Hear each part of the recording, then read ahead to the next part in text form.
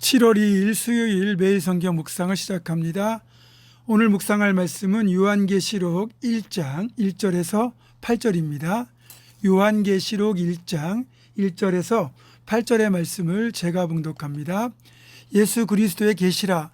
이는 하나님이 그에게 주사 반드시 속히 일어날 일들을 그 종들에게 보이시려고 그의 천사를 그 종 요한에게 보내어 알게 하신 것이라.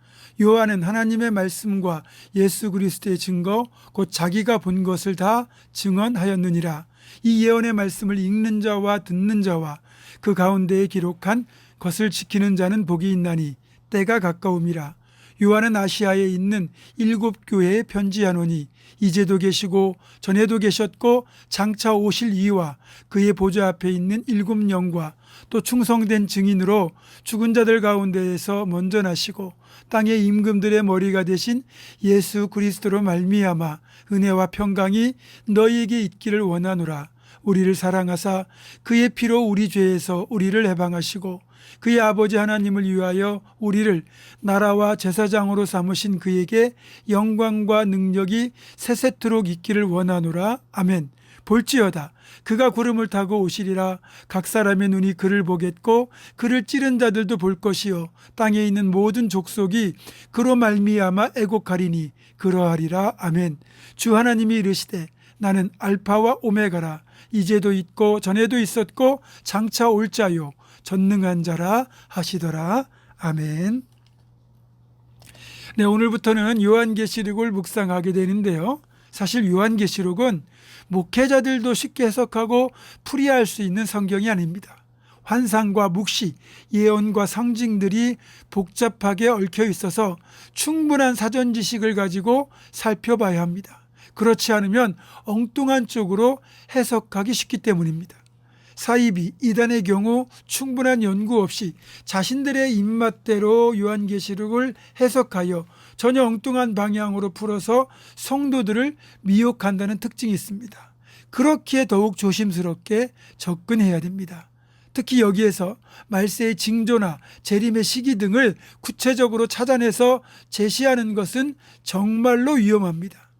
우리에게 계시록을 주신 목적은 징조나 시기를 알려주기 위함보다는 성도들의 믿음과 인내를 지키도록 돕기 위함입니다. 그래서 우리도 요한계시록을 묵상하기 전에 먼저 요한계시록의 저작 배경과 시대적 상황을 먼저 살펴보고 넘어가야 됩니다. 요한계시록은 제목 그대로 예수님의 제자였던 요한 사도가 인생 말미에 기록한 성경입니다. 요한은 십자가 위에서 자신의 어머니 마리아를 봉양하라는 주님의 유언에 따라 혈기왕성했던 젊은 시절부터 시작해서 노년이 될 때까지 마리아를 봉양하는 데 평생을 다 바칩니다. 스데반 집사의 순교를 계기로 시작된 유대인들의 기독교인들에 대한 박해가 극에 달하게 되고 결국 젊은 제자 요한은 마리아를 모시고 예루살렘을 탈출해서 에베소로 이주하게 되었고 이곳에서 마리아가 돌아가실 때까지 자기의 어머니처럼 평생을 모시게 됩니다. 이번에 우리가 성지순례를 가게 되면 이곳 예배소, 지금의 셀주크에 들를 겁니다. 요한이 마리아를 봉행하며 그렇게 세월을 보내는 동안 교회는 폭발적으로 부흥하였고 베드로를 비롯한 다른 제자들 모두가 열심히 사역하다가 순교의 영광을 누렸습니다. 또 까마득한 후배라고 볼 수 있는 바나바와 바울 등이 교회의 지도자가 되어 선교 현장을 누비고 있었지만 요한은 여전히 마리아를 봉양하는 일에 매달릴 수밖에 없었습니다. 세월이 흘러 결국 마리아는 하늘의 부르심을 받았지만 요한은 이미 나이 많은 그러니까 노사도가 되어 있었습니다. 그동안 긴 세월을 허송하면서 보낸 줄 알았는데 놀랍게도 그 사이에 요한의 급하고 과격했던 성격이 참을성이 많고 온유하며 사랑이 넘치는 그런 노사도로 변화되어 있었습니다. 그래서 그가 다시 목회를 시작했을 때는 이미 몸이 불편한 상태였기 때문에 그런 요한을 젊은 제자들이 이동식 가마와 같은 의자에 태워 강단에 앉혀놓으면 설교 시간에 하신다는 말씀이 형제들아 우리가 서로 사랑하자 이 한마디였다고 합니다.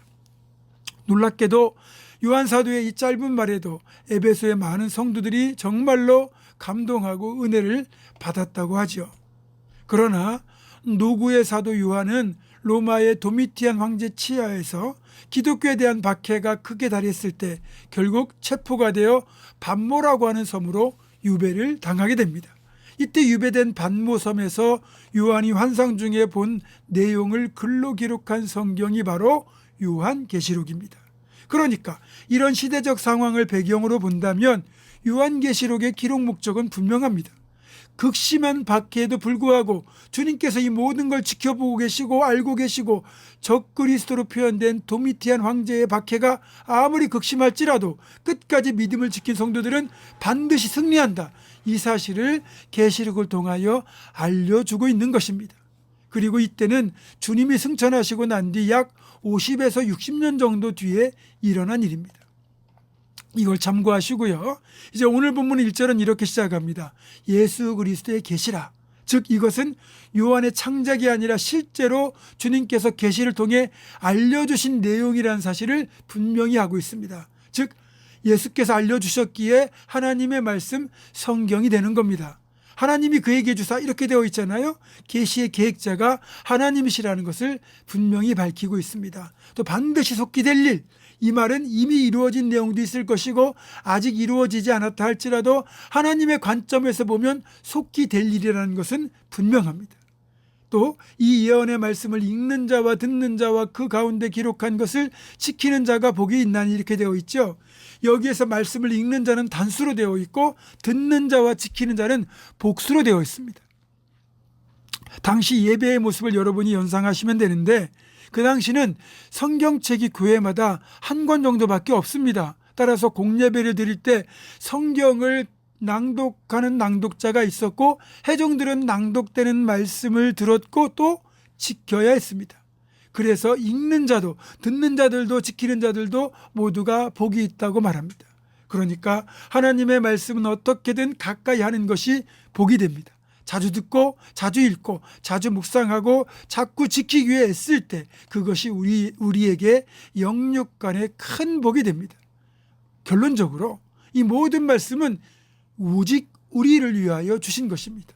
따라서 우리 모두가 앞으로 요한계시록을 함께 힘써 배우고 묵상하다 보면 영적으로나 육적으로나 큰 복을 받게 될 것입니다. 요한계시록을 통하여 주시는 이 놀라운 은혜를 우리 모두가 함께 누릴 수 있기를 주님의 이름으로 축원합니다. 기도하겠습니다.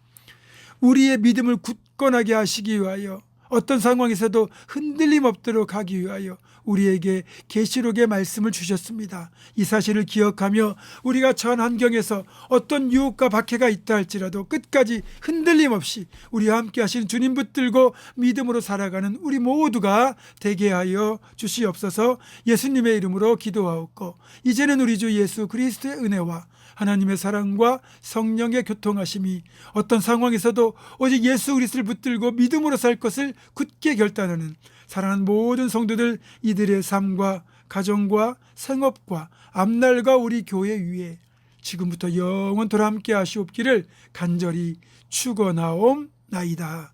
아멘.